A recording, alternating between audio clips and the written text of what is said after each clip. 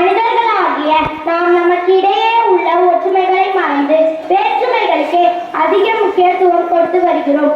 ஆனால் ஒரு வலிமையான மற்றும் ஆரோக்கியமான சமூகத்தை உருவாக்க இரண்டு முக்கிய தூண்கள் தேவைப்படுகின்றன. ஒற்றுமையை உருவாக்குதல் மற்றும் அன்பை பரப்புதல் ஆகும்.